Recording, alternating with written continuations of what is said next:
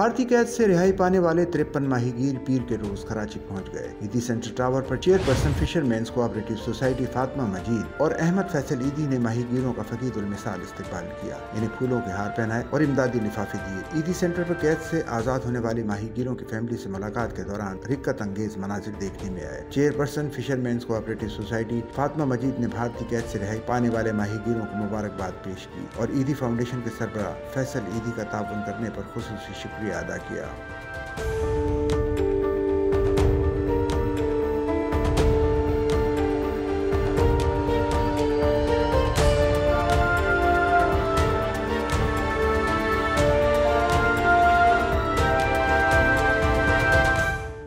इस मौके पर chairperson fishermen's cooperative society Fatima Majeed ने मीडिया से बातचीत करते हुए कहा कि मैं एक भारतीय कैद से आज़ाद होने वाले माहीगीर की बेटी से मिली। मुझे याद है कि वो दिन हमारे लिए कितना खुशी का दिन था। उसकी बेटी ने कहा कि जिस दिन मेरे बाबा भारतीय कैद से आज़ाद होकर वापस घर पहुंचे वो मेरे लिए इंतहाई खुशी का दिन था। इन माहीगीरों का दुख दर्द मुझसे ज्यादा कोई नहीं समझ सकता। Chairperson fishermen's cooperative society Fatima Majeed ने कहा कि गरीब माहीगीर अपने बच्चों का पेट पालने के लिए गहरे समंदर का रुख करता है और समंदर में कोई बॉर्डर की दीवार नहीं जिससे पता चल सके कि आगे दूसरे मुल्क का समंदर है। फातिमा मजीद ने दोनों मुल्कों के सरबराहों से अपील करते हुए कहा कि अपने बच्चों की रोजी रोटी का बंदोबस्त करने के लिए निकलने वाले गरीब माहीगीरों को गिरफ्तार नहीं करना चाहिए। इनकी गिरफ्तारी के बाद इनकी फैमिली किस मुसीबत में होती है इसका मुझे अच्छी तरह इल्म है। उन्होंने कहा कि अभी हमारे 63 माहीगीर भारतीय जेलों में अजियतनाक कैद काटने पर मजबूर हैं। हम उनकी जल्द रिहाई के लिए अपनी कोशिशें जारी रखेंगे। इन कैदियों की फैमिली की अच्छी तरह देखभाल करेंगे ताकि इनकी तकलीफों में कुछ कमी आ सके। भारतीय कैद से रिहा होकर कराची पहुंचने वाले माहीगीरों को फिशरमैन कोऑपरेटिव सोसाइटी ने खाना भी फराहम किया। इन कैदियों में 7 अफराद को सिविलियन डिक्लेयर किया गया था। फातिमा मजीद की हिदायत पर उन्हें भी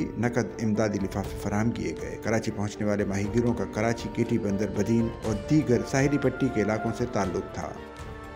सच्चल न्यूज़ नेटवर्क की वीडियोस में खुश आमदेद। नाजरीन, वीडियो से मुतालिक अपनी कीमती राय का इजहार कमेंट बॉक्स में ज़रूर करें और चैनल को सब्सक्राइब करें।